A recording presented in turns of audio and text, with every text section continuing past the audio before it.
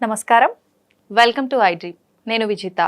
ప్రస్తుతం మనతో పాటు ఉన్నారు ప్రముఖ జ్యోతిష్య వాస్తు పండితులు, భారతీ శంకరాపీఠం వ్యవస్థాపకులు, వేదస్మార్త జ్యోతిష్య ఆగమ ధర్మశాస్త్ర ప్రతిష్టాంత పండితావర్యులు, బ్రహ్మశ్రీ అన్నవరపు తిరుపతి మూర్తి అవధాని గురుగారు మనతో పాటు ఉన్నారు. ఇప్పుడు గురుగారితో మాట్లాడదాం.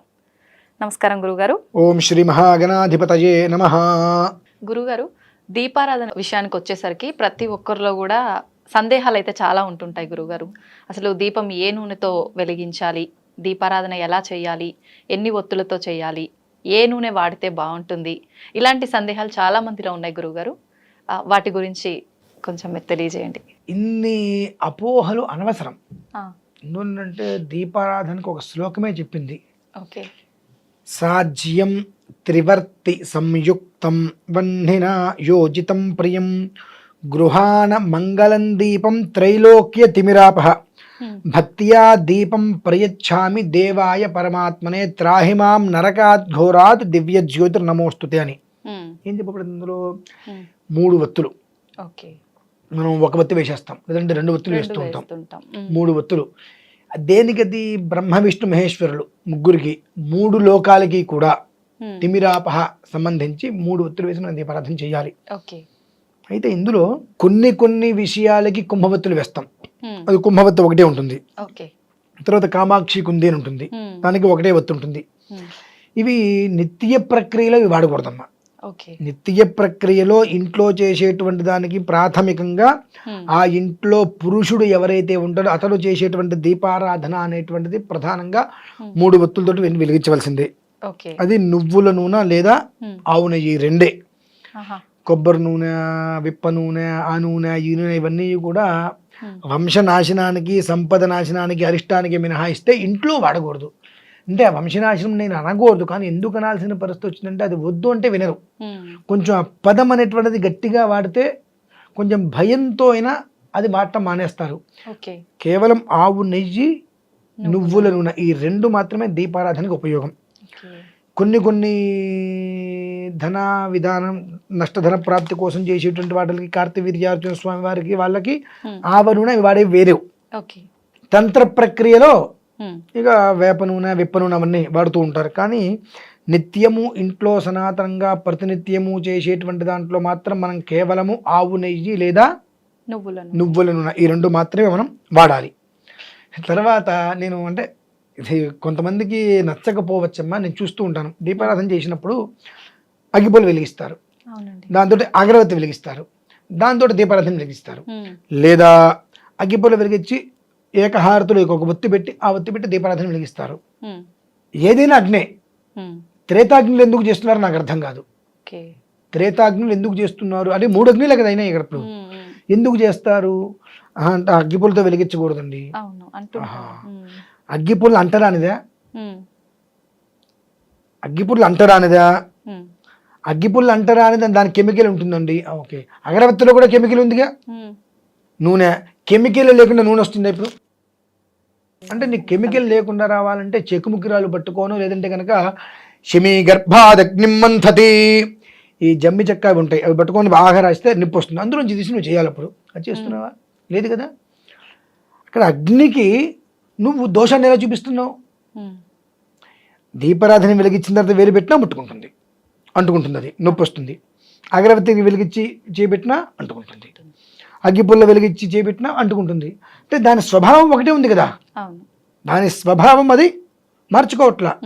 చాలామంది వాడు ఊసరి వెళ్ళి రంగులు మారుస్తాడు అంటూ ఉంటాడు. నేనంట ఊసరి వెళ్ళి రంగు మాత్రమే మారుస్తుంది, స్వభావం మారట్లేదుగా. నాకు అనిపిస్తుంది దాన్ని ఎందుకు తిట్టిపోసుకుంటారు?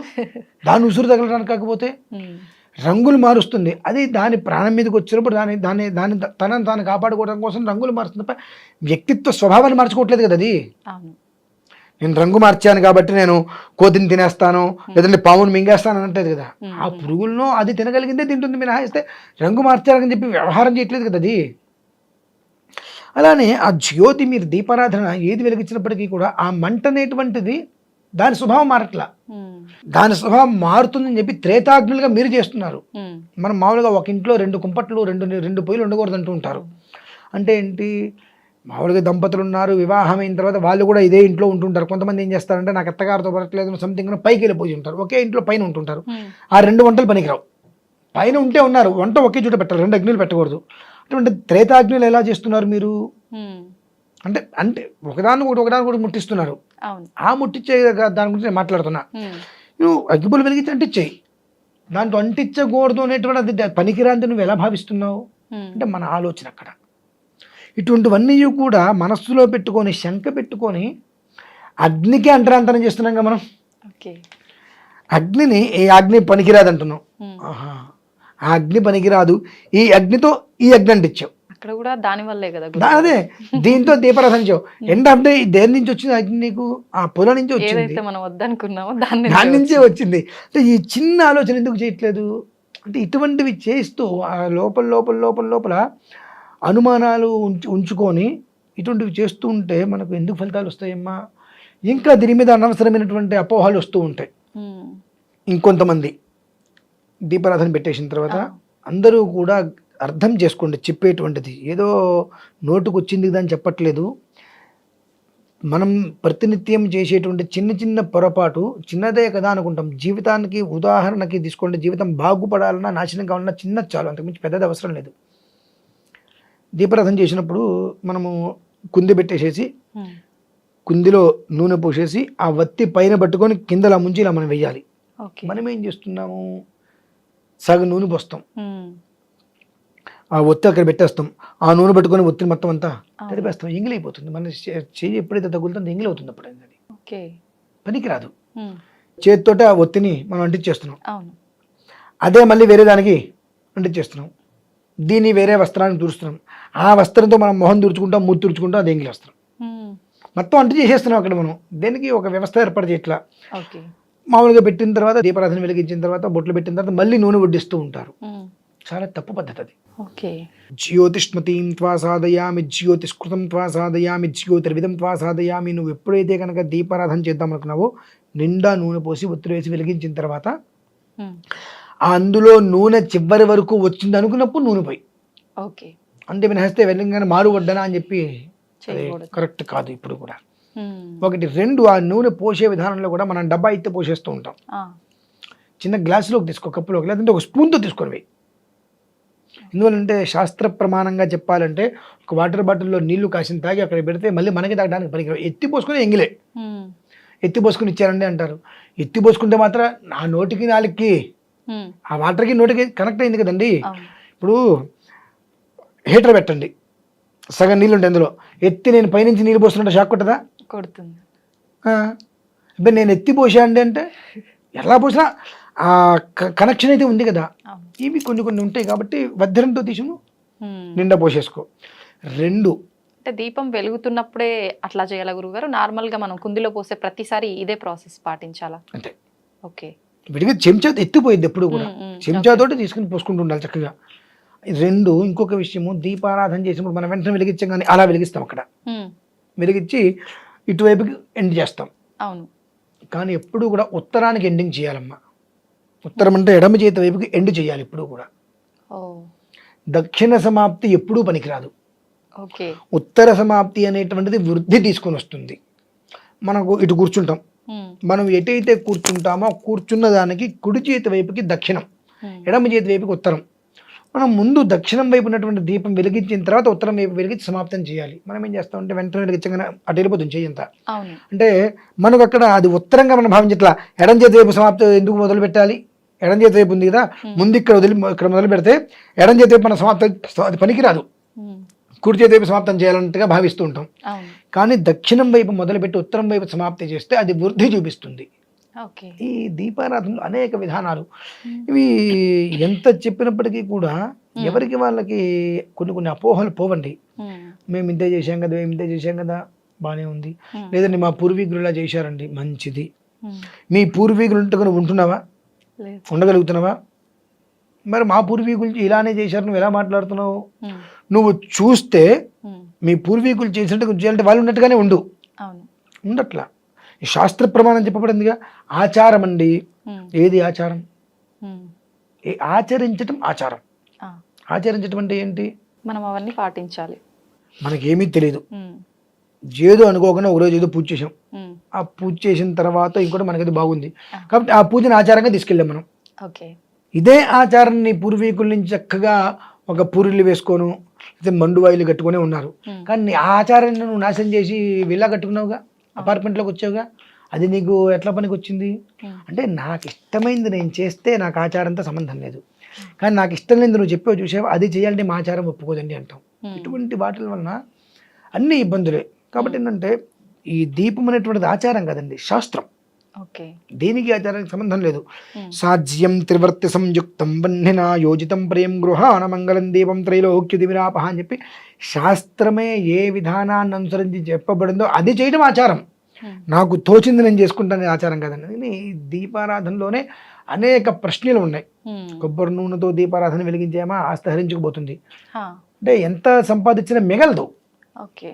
విప్ప నూనెతోని ఉమ్, సంసారం అనేటువంటి విచ్ఛిన్నంగా ఉంటుంది. ఎప్పుడూ కూడా భూతప్రేత పిశాచ గమనాలు మనకు స్వప్నంలో వస్తూ ఉంటాయి. అవి దేనికి చేయాలి? తంత్ర పద్ధతిలో తాంత్రిక క్రియలో ఈ విప్పనూనె వాడతాం. ఉమ్, మనకు బాగా నష్టం కలుగుతుంది. ఆ నష్టధన్ నుంచి బయటికి రావడం కోసం చేసేటువంటి ప్రక్రియలో కార్తవీర్యార్జునుడికి ఆవ నూనె వాడతాం. ఓకే. అదొక్కటే ఈ దైవికంగా చేసే దాంట్లో ప్రత్యేకంగా వాడతాం. మిగిలింది ఏదైనప్పటికీ కూడా ఆవు నెయ్యి లేదంటే నువ్వుల నూనె ఇవి మినహాయిస్తే ఉమ్, మూడోది ఏది వాడకుండా ఉండటం, ఈ విధానాన్ని అనుసరించటం.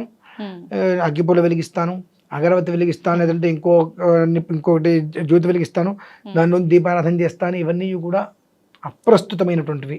ఓకే. ఇకపోతే మూడు, మనం దీపారాధన వెలిగించినప్పుడు అవి ఏమిటో మనమే పెట్టుకుంటాం. ఆ, 3 ఒత్తులు పెడతాం. అవును. ఆ 3 ఒత్తులు మనం ఇటు పెట్టు, ఇక దేవుడు అటు ఉంటాడు, ఆ, మనం ఎదురుకుండా కూర్చుంటాం, మనకి ఎదురుకుండా పెట్టుకుంటాం ఒత్తులు. ఏది నాకు అది అర్థం కాదు, ఎవరికి దీపం పెడుతున్నావు అక్కడ? భగవంతునికి. భగవంతుడికి దీపం పెట్టాలంటే ఆ దీపం అనేటువంటి ఒత్తులు 3 భగవంతుడి వైపు ఉండాలి, ఓకే. ఆయన వైపు తిరిగి ఉండాలి. అది ఆయన వైపుకి తిరిగి ఉన్నప్పుడు ఆయనకి పెట్టినట్టు అది. ఉమ్, ఉమ్, ఇదే మనం కుందనుకుందాం, ఉమ్, ఎదురుకుండా దేవుడు ఉన్నాడు, ఇక్కడ మనం దేవుడు గుట్లో పెట్టాలి, ఉమ్, ఇక్కడ దీపం వెలిగిస్తున్నాం, ఇటు పెట్టేసుకుంటున్నాం. అవునండి. ఎవరికి పెడుతున్నాం మనం? మన- మనకెందుకు అసలు? ఉమ్, అటు భగవంతుడు ఉన్నప్పుడు భగవంతుడు వైపు పెట్టు. 1 2 3 3 భగవంతుడికి వచ్చి ఇటు 3 అటు పెట్టుకున్నాం, భగవంతుడికి మూడు పెట్టుకో. వత్తులు సపరేట్ సపరేట్ పెట్టాలి. ఓకే. ఓకే. ఉమ్, అది భగవంతుడికి పెట్టుకో. అది నీ వైపు పెట్టుకుంటే ఎవరికి ఉపయోగం? Hmm. ఎన్ని పూజలు చేస్తున్నావు, నీకెందుకు దీపం? మనకు దీపం పెడతారు, ఒకరోజు వస్తుంది, కానీ మనకు మనమే పెట్టుకోవడం అంత కర్మ ఎందుకు? ఉమ్, మనం భగవంతుడి దగ్గర బ్రతికే ఉన్నాం కదా, భగవదారాధన చేసుకుంటూ భగవంతుడి ముందు కూర్చొని మనకు మనం దీపం పెట్టుకుంటే ఎంత కర్మ ఎందుకండి మనకు? భగవంతుడికి దీపారాధన చేయండి. అంటే ఇటువైపు పెట్టుకోవడం దీపం పెట్టడం, అటువైపు పెట్టడం దీపారాధన చేయటం. ఓకే. చాలామంది దీపం పెట్టారా అంటుంటారు, ఆ మాటే మహాపాపం అండి. ఉమ్, దీపారాధన చేశారా లేదా దీపం వెలిగించారా, దీపం పెట్టారా అంటే అది ఒకసారి పెడతారు. ఓకే. ఒక మనిషికి ఒకసారి దీపం మళ్ళీ పెట్టరు, ఆ చనిపోయినప్పుడు తల కింద పెడతారమ్మా. అంటే ఇవి తెలుసుకోవాలి. ఉమ్, కొన్ని మాటలు చాలా ప్రాణాంతక సమస్యగా, దీపం పెట్టారా దీపం పెట్టారా దీపం పెట్టారా అంటే దీపం పెట్టాలని కోరుకుంటున్నారా, ఆ స్థితి వస్తుంది మనకు. ఓకే. దీపారాధన చేశారా, దీపం వెలిగించారా, దీపం పెట్టారా, తేడా ఉంటుందండి. ఉమ్, ఆ పదం కూడా మనం వాడేటువంటి పదం కూడా ఒక్కొక్కసారి మనం ప్రాణాంతకంగా తీసుకొని వస్తుంది అది. ఆహా. కాబట్టి కొన్ని మాటలు మనం మాట్లాడేటప్పుడు కూడా కొంచెం జాగ్రత్త పడటం అనేటువంటి చాలా ఉపయోగం. కాబట్టి ఈ దీపారాధన విషయంలో తగు జాగ్రత్తగా ఉండటం వలన చాలా యోగవంతమైనటువంటి జీవితం వస్తుంది. ఆ చిన్న దీపం చాలు కొండంత వెలుతురునివ్వడానికి, కొండంత భస్మము తేవటానికి. ఉమ్, కొండంత భస్మం చేయాలన్నా, కొండంత వెలుతురు చేయాలన్నా ఆ ఒక్క చిన్న దీపం చాలు. అది మనం ఎలా చేస్తున్నామో అనేటువంటి ఒక ప్రక్రియ మనకు తెలిసి ఉన్నట్లయితే ఆ విధానం జీవితం బాగుంటుందమ్మా. అయితే గురువుగారు ఒక్కొక్కసారి దీపారాధన చేసినప్పుడు అది చాలా ఎక్కువసేపు వెలుగుతూనే ఉంటుంది, అవును. ఒక్కొక్కసారి ఆఫ్టర్నూన్ వరకల్లా దీపం అనేది కొండెక్కుతుంది. ఉమ్. అలా జరగటం వల్ల అంటే ఏదైనా దోషం? ఏం లేదమ్మా, ఉమ్, దీపారాధన మనం చేసాం, ఉమ్, దానికి ఏదైనా చిన్న అడ్డు పెట్టుకుంటాం, అవును. అడ్డు పెట్టలేదు, గాలి వచ్చింది, కొండెక్కేసింది, మనం ఏం చేస్తాం దానికి? ఉమ్, అయితే ఇక్కడ ఒక విషయం, ఉమ్, కొండెక్కంగానే అందరూ ఏం చేస్తారంటే అందులోనే మళ్ళీ వెలిగించేస్తారు. ఆ, ఆ నూనె పనికిరాదు, ఆ వత్తి పనికిరాదు, ఓకే. ఆ రెండు ఎంగిలైపోతాయి. ఉమ్, కాబట్టి దాన్ని తీసేసి మళ్ళీ ఒకసారి తొలిచి మళ్ళీ దీపారాధన చేసుకోదలుచుకుంటే అంటే ఇక సాయంత్రం చేసుకో. ఉమ్, కొండెక్కే ముందు నువ్వు చూసావంటే నూనె పోయి, ఉమ్, ఉమ్, లేదు కొండెక్కేసిన తర్వాత చూసావు, దాని గురించి పట్టించుకోవద్దు. ఇంకా ఓకే. సాయంత్రం తీసేసి శుభ్రంగా కడిగి మళ్ళీ చేసుకో కావాలంటే. అంతేమైనా హాయిస్తే కొండెక్కేసింది కదా అని చెప్పి మళ్ళీ అదే ఒత్తిలో దీపారాధన చేసిన పాపమే, ఆ ఒత్తి తీసేసి అదే నూనెలో కొత్తగా ఒత్తి వేసి దీపారాధన చేసిన పాపమే. ఓకే. ఆ నూనె ఆ ఒత్తి రెండు తీసేసి శుభ్రంగా తుడిచి మళ్ళీ చేసుకోవాలి. అంటే ప్రతిరోజు మనం దీపారాధన చేసేటప్పుడు ఖచ్చితంగా అందులో ఉన్న ఆయిల్ తీసేయాల్సిందే. తీసేయాల్సిందండి. జనరల్ గా చాలా మంది ఒత్తులు మాత్రం మార్చి అదే ఆయిల్లో మళ్ళీ ఫిల్ చేసి పనికిరాదు. చేస్తూ ఉంటారు గురుగారు. ఓకే. ఇప్పుడు చిన్న లాజిక్, ఉమ్, మీ ఇంట్లో పాలు ఉన్నాయి, ఉమ్, ఇవాళ పాలు కాచారు, పాలు మిగిలినాయి, ఆ పాలల్లో రేపొద్దున మళ్ళీ పాలు కాస్తారు మీరు? లేదండి. ఏదంటే మరి పాలు విరిగిపోతాయి కదండి అందులోనే చేస్తే. అంటే పుణ్యం పోయినా పర్లేదు కానీ పాలు విరగకూడదమ్మా. అది ఆ లాజిక్ తెలియదు కదండి. అలా చేస్తే తెలిసిదే ఉందమ్మా. పాలల్లో ఇవాళ ఉన్న పాలలో రేపు పాలు పోస్తుంటే విరిగిపోతున్నాయి, కాచడానికి ప్రయత్నం చేస్తుంటే. అటువంటిది ఇవాళ వెలిగించి నూనె ఆగిపోయింది, అందులో రేపు మళ్ళీ ఒత్తి వేసేలా వెలిగిస్తున్నాం, ఆ నూనె తీసేసేది కదా. అంటే ఇక్కడ ఏమవుతుందంటే చిన్న విషయం, ఒక కప్పు టీ, ఒక కప్పు నెయ్యి పెట్టండి, రెండిట్లో ఈగలు పడతాయి. టీ కప్పు ఏమో పక్కన పడేస్తారు, కాఫీ నేతి కప్పులోంచి ఈగను తీసేస్తారు. నిజమేండి. నెయ్యి వాడే పదార్థమే, టీ వాడే పదార్థమే. టీ 20 రూపాయలతో వచ్చేసేసింది, ఈ నెయ్యి ఇంత గ్లాసు ఉంటే 100 రూపాయలు పెట్టాల్సి వస్తుంది, కాబట్టి ఆ ఏగని తీసేసి నెయ్యి వాడుకున్నారు. ఆ టీ 20 రూపాయలు కాబట్టి టీని పక్కన పడేసాం. ఇది పోవాలి, అది పోతేనే మనం బాగుంటాం. అది ఉన్నప్పుడు మనం ఎక్కడ బాగుంటాం అసలు? ఆ వ్యత్యాసం అనేటువంటి మనం చూపించద్దు. చూపిస్తావా, నెయ్యి కూడా పక్కన పడే, నెయ్యి పక్కన పడేసేటువంటి స్థాయి నీకుందా, వ్యత్యాసం చూపించు, లేదా వ్యత్యాసం చూపించు. ఓకే, అంతే. చాలా బాగా సమాధానం చెప్పారు గురుగారు చాలా మందికి. నిజంగా థ్యాంక్ యూ గురుగారు.